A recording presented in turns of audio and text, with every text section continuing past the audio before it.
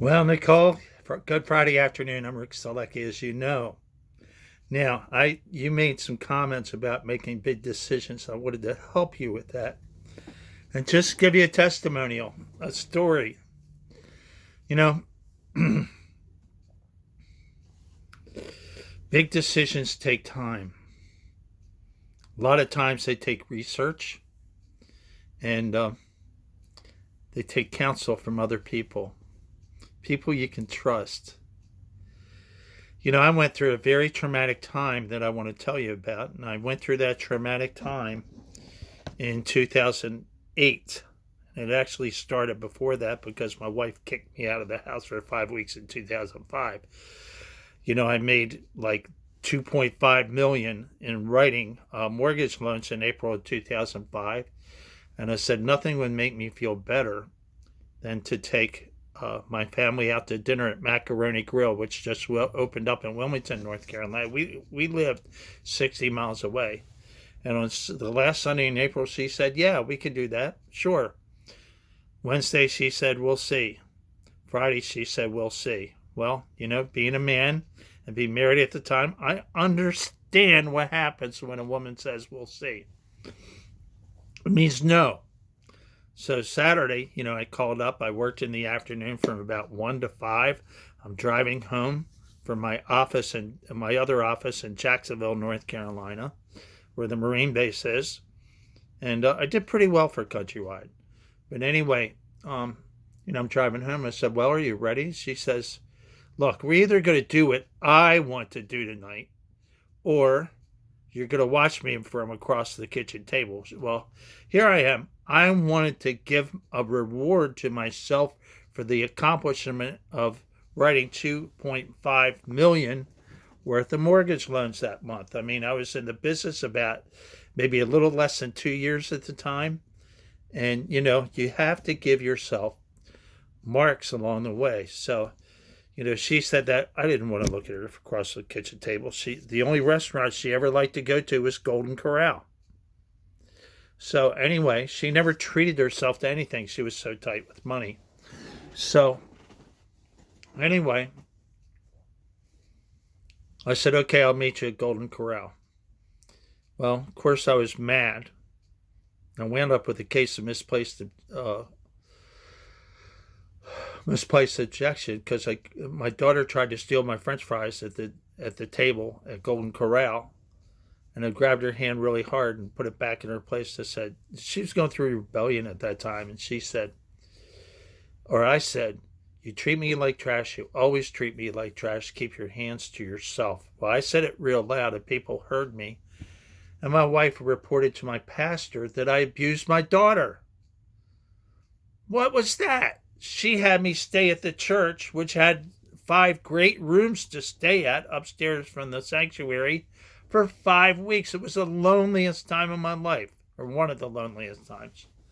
But anyway, you know what? She actually allowed me back. So I took it. I didn't want to go back to Baltimore. I loved my children dearly. I didn't want to miss them.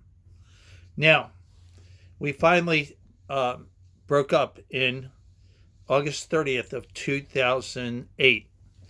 We were married one day short of 29 years, but what my wife had done that week and for a month leading up to it, she closed all the funds with both of our names on them.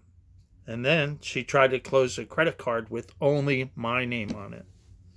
So I said, "I can't live with this anymore."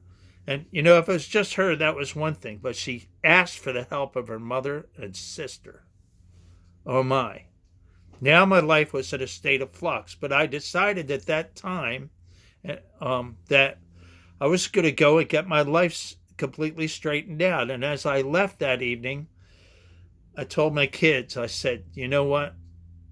I'm going to get things straightened out, and I'm going to come back to you." My kids love me dearly. 10 days later, I went to the hospital. 2 friends took me. At that time, I was selling printing and graphic design and also marketing for different accounts. And anyway, that was a hard time because gas was $4 a gallon. I could not, make that sink into my wife's ears. We just had to get through. Well, God taught me over the years how to get through difficult situations and make big decisions. I owned a diagnosis on September 8th, 2008, to own the diagnosis of bipolar, which the doctor gave me through that day.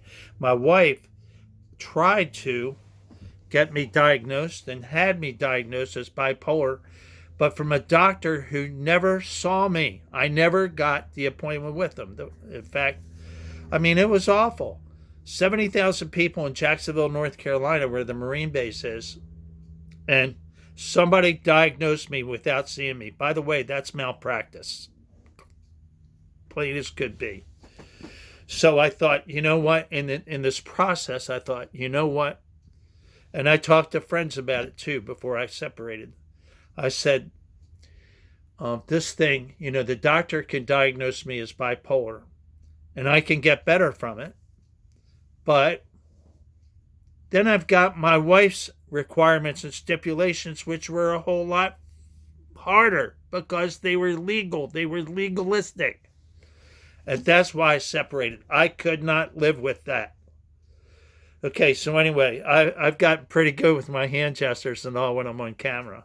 By the way, I used to be a mass communications major at Towson University, so I never did TV, but I did radio part-time for 3 years. On September 8th, Matt Christ and Kevin McCarthy took me to the hospital, Upper Chesapeake Medical Center. I was diagnosed, and I accepted it. I took ownership of that big decision, but I looked at all the evidence, plus the evidence from my friends, the counsel of my friends, and that's what I did. I said, I'm going to get better. Kevin McCarthy and his wife Maria took me in to live with them for 3 months. Now, Kevin had enough of me in early December. Not that I was, not that I was a real problem child, but they wanted their lives back. I understand that, looking back on that.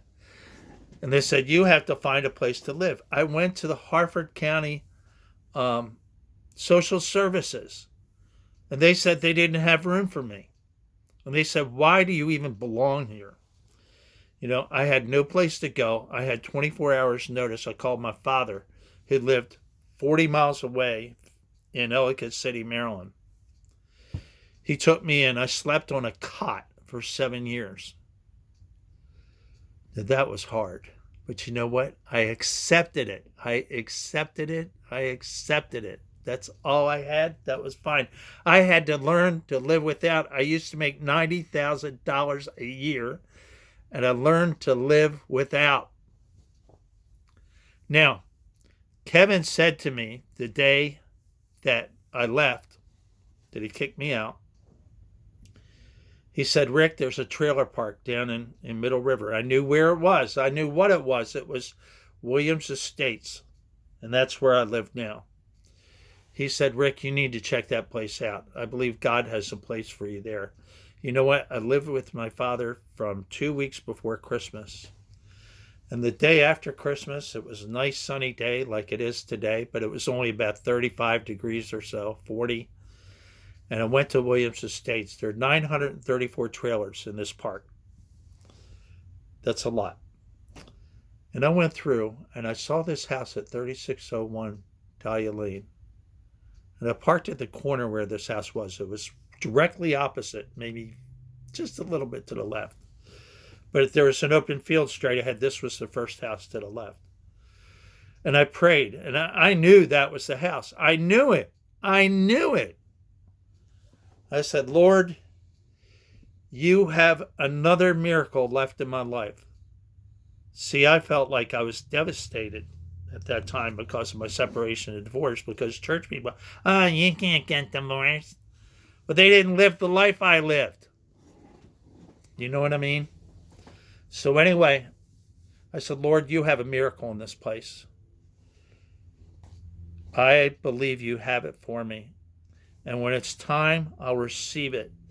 But let me see it on the internet. Well, I tell you, I waited and waited.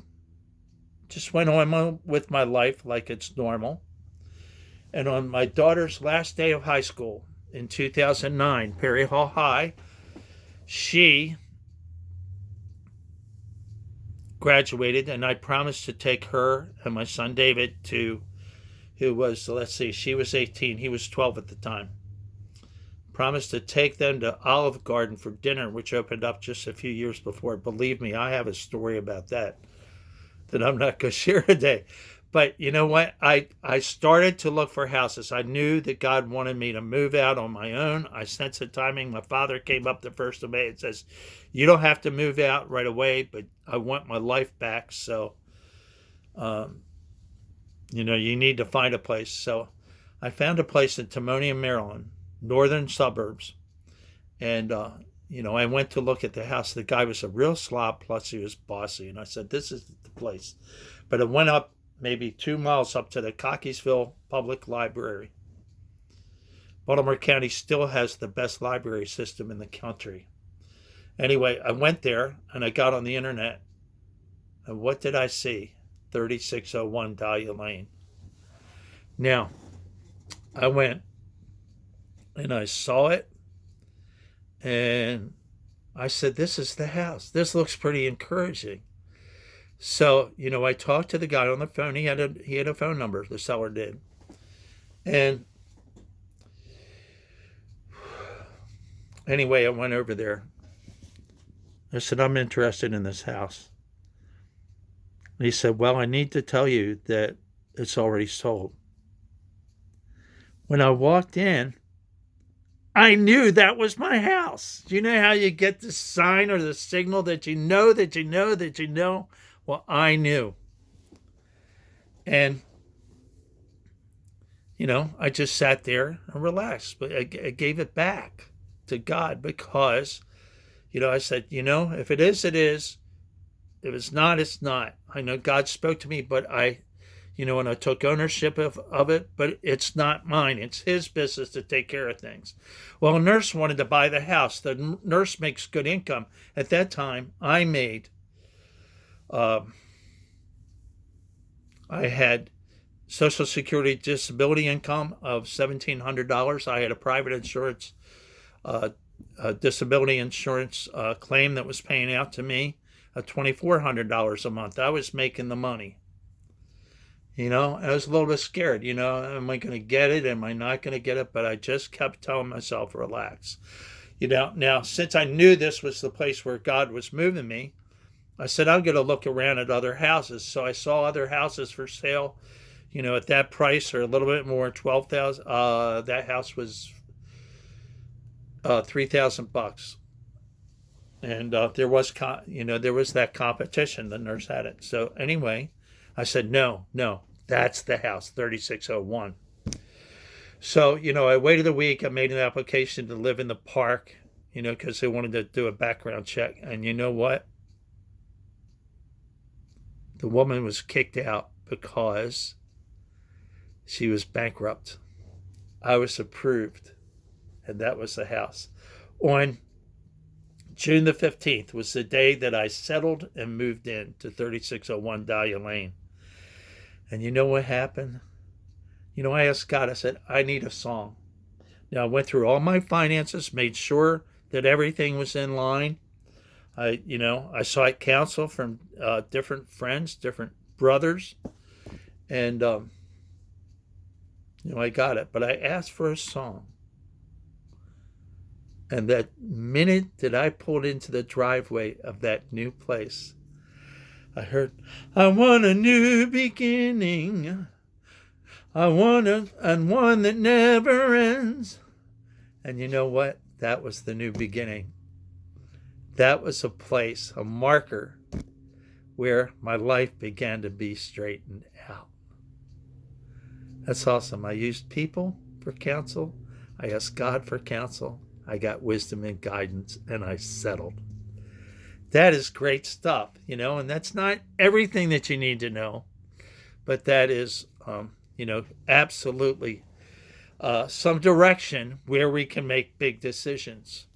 In the multitude of counselors, there's safety. Now, I want to add something to that, and I'm going to close, Nicole, and that is, we have kindred spirits. We do.